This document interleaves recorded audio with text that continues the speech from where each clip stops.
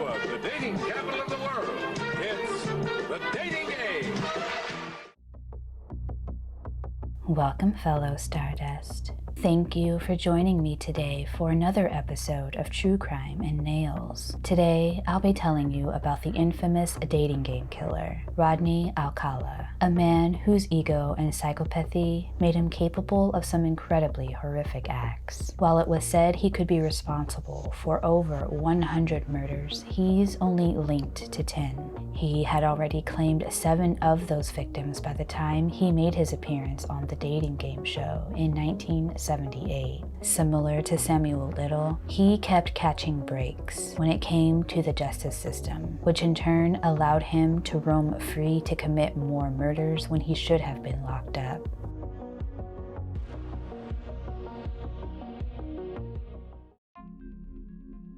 Rodney was born in 1943 in my hometown of San Antonio, Texas. His family moved to Mexico in 1951, but 3 years later, his father abandoned them. Soon after, Rodney's mother moved him and his siblings to the suburbs of LA. Rodney joined the Army when he was 17. But in 1964, he had a nervous breakdown and went AWOL and hitchhiked to his mother's house from Fort Bragg. A military psychiatrist diagnosed Rodney with antisocial personality disorder, and for this reason, he was discharged from the military honorably. Antisocial personality disorder is defined as, quote, a mental health condition in which a person has a long-term pattern of manipulating, exploiting, or violating the rights of others.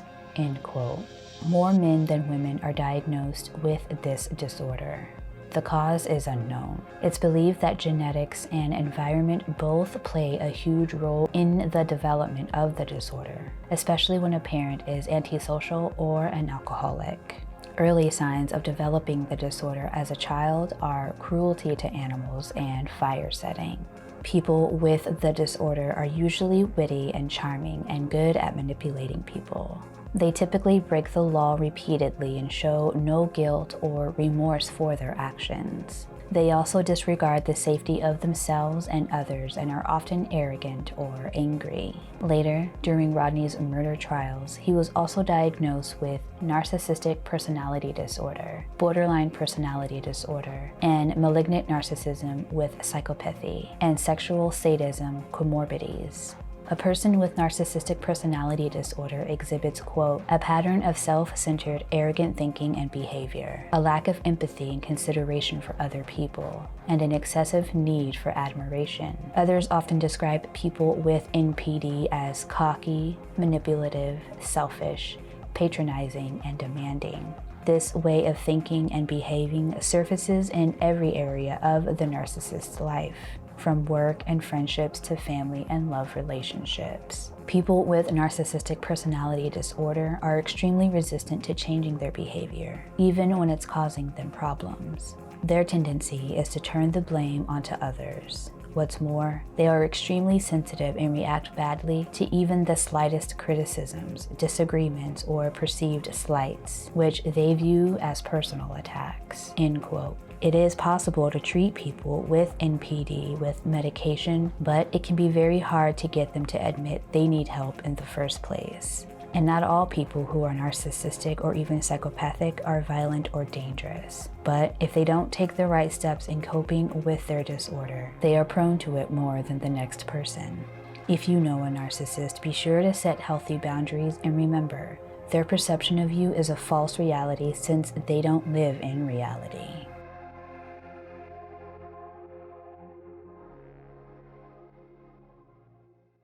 After leaving the Army, Rodney attended UCLA as a photography major, and when he graduated, he then went to study at NYU, where fellow sex offender Roman Polanski was his mentor. Polanski is currently a fugitive living in Paris. He was arrested in 1977 in the United States for drugging and raping a 13-year-old girl, but after finding out the judge wasn't going to accept his plea bargain, he fled the country and has been making films ever since. the last one being from 2019. It's absolutely disgusting. Now you know why I will never review one of his films on my channel.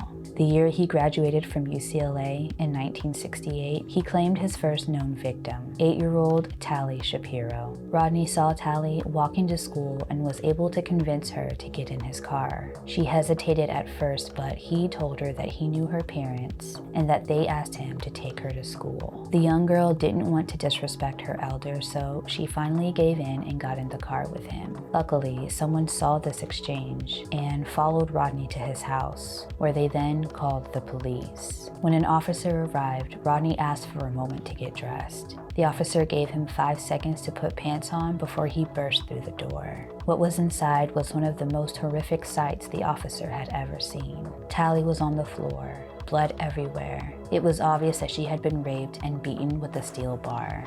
The cop was shocked to see that she was still alive because of the amount of blood she had lost. Rodney, of course, fled the scene, and the officer had 2 choices: to chase Rodney or render aid to the young girl. Because he chose to help Tali, she's alive and well today.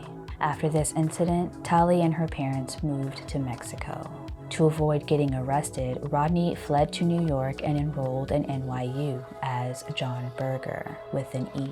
He also became a counselor at a children's art camp under the alias John Berger, this time spelled with a U. In 1971, Cornelia Michelle Crilly became his next victim. She was raped and strangled with her pantyhose in her New York apartment. He wouldn't be indicted for this murder until 2011. Meanwhile, the FBI became involved in the Tali Shapiro case. They were able to identify Rodney through police sketches, and he was put on the list of the 10 most wanted fugitives in America in early 1971. When investigators spoke to people at NYU who knew Rodney, they were sure that investigators had the wrong person. Rodney was known around campus as a great, charismatic guy. One day, a couple of kids from the art camp were hiking when it started to rain. They ran into a post office and waited there until the rain died down. While they were there, they recognized Rodney's photo on the FBI's most wanted list. When they returned to camp and told another counselor, the counselor went to the post office to confirm it for himself. The picture that was posted was definitely their John Berger, and he immediately called the FBI. Rodney was arrested and extradited back to California for his trial. Unfortunately, Tali's parents didn't want to bring Tali in to testify against Rodney. Because prosecutors didn't have their primary witness, Rodney was able to plead guilty to a lesser charge of assault. But why was the eyewitness account of the first police officer who arrived on the scene not enough? He saw Rodney's face and saw him flee the scene. I mean, he was there. It makes me so sick thinking about this, and it only gets worse from here. Something called indefinite imprisonment was a popular program in the 70s, where basically the amount of time a prisoner is locked up is based on their conduct. So essentially, someone could end up locked up for life if they don't show improvement despite their initial crime not being severe enough for a life sentence. Or in Rodney's case, even though he was only convicted of assault, he was charged with rape, molestation, and attempted murder, and yet was able to take advantage of this program. He was given a therapist while in prison, and after only 17 months was deemed rehabilitated and was released from prison. When I read this, I had to reread it. I just couldn't believe it. Less than 2 months after his release, Rodney is arrested again. He's caught by park rangers smoking marijuana with a 13-year-old on some cliffs by Huntington Beach. He's charged with assault but only spent 2 years in prison. His new parole officer was a victim of Rodney's charm and manipulation. I don't know what Rodney said to him, but he was able to convince him to let him travel to New York. This comes as a shock to authorities because Rodney is a repeat offender and a known flight risk. About a week after arriving to New York, Rodney strikes again in July of 1977. Ellen Jane Hover was a socialite whose father owned a popular nightclub. She was also the goddaughter of Dean Martin and Sammy Davis Jr. When investigators searched Ellen's home, they found her planner that had an entry that read, "Meeting with John Berger," a name that NYPD didn't recognize. With the city on high alert over the disappearance of Ellen, Rodney fled back to Los Angeles. Rodney actually had the audacity to apply for a job at the LA Times using his real name. And because this was the age before the internet, he was hired. Finally, the FBI is able to put the pieces together and link Rodney to the name Berger and the murder of Ellen Hoover in New York City. However, because of the lack of technology and the crime surge of the 70s, it was difficult to locate him, so Rodney was able to continue his killing spree. Rodney liked to take a lot of photos of everyone. Their age or sex didn't matter. He even showed some of these sexually explicit nude photos to friends and co-workers at the newspaper. But people didn't react the same way people would have today. They shrugged off his weird pedophile photos as artsy instead of calling him out and turning him in. Thank goodness this man didn't want to start a cult, because everyone was just charmed to death by him, no matter what he said or did. So one day, like he typically did, he went on the hunt with his camera in hand. He would take pictures of people and make small talk, always trying to lure them to a more secluded location. Jill Barcombe was his next victim, whose body he left on the side of a road near Marlon Brando's house at the time. She was strangled and beaten so badly that she was unrecognizable. At this time, the Hillside Stranglers were also claiming the lives of many women in Los Angeles. So police initially thought it was them because she was killed in much the same way they had typically murdered women. Jill coincidentally had a friend who had been kidnapped and killed by the Hillside Stranglers, but police couldn't link them to Jill's murder, so her case went cold. Another case that went cold was that of Georgia Wickstead, who didn't show up for work one day, so police were called to do a welfare check on her. They found her in her bedroom, in the middle of another horrific scene with blood on the walls, and Georgia posed naked on the floor with her breast propped up. Pamela Jean Lamson was hanging out in Santa Monica when the next day her body was found in an apartment that she had no connection to. Like the two previous women, she was also raped, strangled, and then posed naked. In 1978, Rodney was actually interviewed by the Hillside Strangler Task Force. They were unable to link him to these murders, so he was ruled out as a suspect. However, he was arrested for possession of marijuana and spent a short amount of time locked up. After being released from prison for a third time, he decides he wants to go on the dating show. A classic narcissist wanting the spotlight.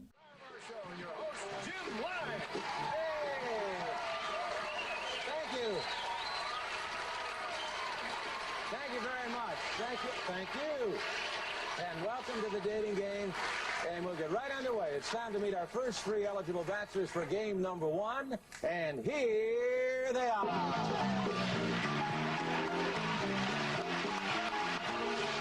Good luck, gentlemen. Well, let's see. Bachelor number one is a successful photographer who got his start when his father found him in the dark room at the age of 13, fully developed. Between takes, he might find him skydiving or motorcycling. Please welcome Rodney Alcala. Rod, welcome. And it's time to meet our young lady for game number one, and here she is. Here is a young lady with a wealth of experience. She once earned a living massaging feet, but she quit when her boss suggested that she work her way up. Then she taught school in Phoenix, Arizona, and now she's here to educate our three bachelors in the art of amour. Welcome, if you will, sensational Cheryl Bradshaw. Hello, Cheryl. Don't sit down yet. Just a minute. Want to make sure everything is straight. You relaxed? You feel okay? All right. You know there are three bachelors over there. There'll be 1, 2, and 3. Ask them anything you like to find out more about them, except their name, age, occupation, or income, okay? And we're going to start by having them say hello to you and see how they sound. Number one, would you say hello to Cheryl, please? We're going to have a great time together, Cheryl. Okay. And here we go. Bachelor number one. Yes. What's your best time? The best time is at nighttime, Why do you say that? because that's the only time there is. The only time? What's wrong with morning, afternoon? Well, they're okay, but nighttime's when it really gets good. Then you're really ready. I'm a drama teacher, and I'm going to audition each of you for my private class. Bachelor number one.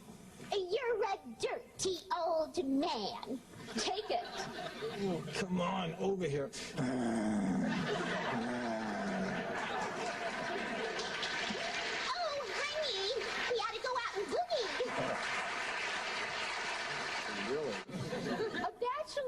number one, I am serving you for dinner. Oh, What are you called, and what do you look like? I'm called the banana, and I look really good. Can you be a little more descriptive? Peel me.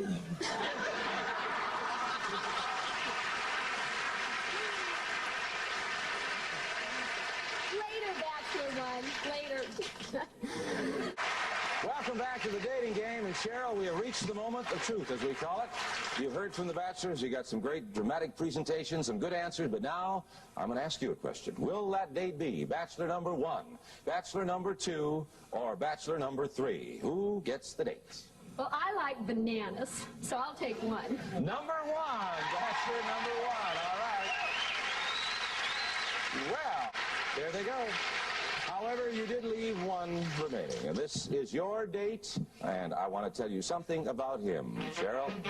He's a skydiver, so he's got a lot of nerve. He's into motorcycling. He's also a fine photographer. Say hello to Rodney Alcala. Rodney, come on and say hello. Congratulations, Rod. You did it with a one answer. Well, as far as I can see, Cheryl and Rodney, it looks like the two of you may be involved in some sort of racket. So we're going to have you take to the court. Oh, first, you'll receive tennis lessons from expert Naomi Besa of the famous Kirkwood Tennis Club. That starts. And you'll soon be acing everyone off the courts. And to make sure you both look as professional as you'll become, complete tennis outfits will be provided by Bill Darling's Tennis Shop. It'll really make you look like part of the racket set. Then it's off the Magic Mountain, one of America's greatest and most complete amusement parks, with plenty of excitement to challenge any daring dater, like the Revolution that'll help you turn the town upside down, and of course the world's greatest roller coaster, the Colossus. Magic Mountain, just a half an hour north of Hollywood, California. So have fun playing tennis. Thank you, Rodney. Thank you. In hindsight, his exchange with the Bachelorette is really creepy. Honestly, even if he wasn't a serial killer, his answers were still pretty creepy. I don't get why the Bachelorette would end up choosing him, but she quickly picked up on his creepy vibes. The next day after shooting the show, she called the producers, letting them know that she wouldn't be going on a date with him. Her instincts definitely saved her life. In 1979, his next victims would be Charlotte Lamb, Jill Parento, and Robin Samsoe. He wasn't linked to the murder of Charlotte Lamb until 2010, when DNA evidence showed that residue on the earrings found at his house matched her DNA. She was raped, strangled, and left in a laundry room in an apartment complex. Jill Parento was found in her room, again, posed naked, this time with a pillow underneath her to make her back arch. Robin Samsoe was a 12-year-old girl and his last known victim. She was at the beach with her friend when Rodney approached them. Robin's friend also got creepy vibes from him, especially when he put his hand on Robin's leg. A parent was observing this interaction and went over to them to ask them what was going on. Rodney quickly left before giving her an answer. Robin and her friend left the beach so that Robin could go to her ballet studio, where she answered the phones in exchange for ballet lessons. She didn't show up because Rodney had picked her up while she was biking home. Her remains were found 12 days later, but because the wildlife had been feeding on her decomposing body, only her skull and bones were left. Finally, that same year, the FBI arrested Rodney and later obtained a search warrant for his mother's house, where he was living. There, they found a receipt for a storage unit where they found his trophies that he took from his victims, as well as thousands of photos of people. Among his trophies were a set of earrings worn by Robin. When shown to Robin's mother, she said they were actually her earrings and Robin would often wear them. In 1980, he was charged for the murder of Robin and he was set to go to trial. After 5 hours of deliberation, the jury convicted Rodney of murder and he was sentenced to death. Finally, some justice. But in 1984, the Supreme Court overturned the conviction because the jury was improperly informed of the Tali Shapiro case. Apparently, the judge overseeing the case wasn't supposed to allow that. Thankfully, Rodney remained in custody, and 2 years later, he was convicted again of the murder of Robin and sentenced to death. 15 years later, this conviction is also overturned because of some technicality. I can only imagine what Robin's family must have been going through. When preparing to prosecute Rodney a third time in 2003, investigators collected his DNA despite his objections and were able to link him to the murders of Jill Barcombe, Georgia Wickstead, Charlotte Lamb, and Jill Parento. Prosecutors wanted to combine all 5 cases into one. This would lower the possibility for any technicalities to come up when it came to the jury's decision. Their thinking was if a juror wants to believe he's innocent in one of the cases, there's no way that they can think he's innocent in all 5 cases. Again, despite Rodney's objections, the judge allows the prosecutor to combine all 5 cases. This time around, Rodney decided he would represent himself, and boy did he put on a show for the courtroom. Using a different, lower voice, he would ask himself questions and then answer them. He even cross-examined his victims' loved ones, including Robin's mother, who he questioned about the gold earrings. He tried his best to create doubt in what she knew to be true. What helped to seal the deal was the prosecutor's surprise witness, Tali Shapiro. Now an adult, she was ready to help get Rodney put away forever. She says she wanted to testify for Robin and her family. Prosecutors did an amazing job and got him his 3rd conviction with the death penalty. He only spoke about Robin during the trial and didn't provide any evidence of innocence over the other 4 murder cases. Surprisingly, in 2013, he ended up confessing to the murders of Ellen Hover and Cornelia Crilly, for which he was sentenced to 25 years to life. This is when police released his photos to the public in the hopes of solving more cases. This would be the start of closing Christine Thornton's 40-year-old case. Christine's sister was sent the photos by her son, and as she looked through them, she recognized her sister on the back of Rodney's bike. Authorities wanted to extradite him to Wyoming, but he was already so old with failing health, it wouldn't be without a great expense. They decided not to pursue another conviction because of the frail state he was in. They felt the hellhole he was currently in was exactly where he needed to be. He's currently 78, living the rest of his days at California State Prison, Corcoran. Thank you again for joining me today, fellow Stardust. I hope I see you next time. Peace.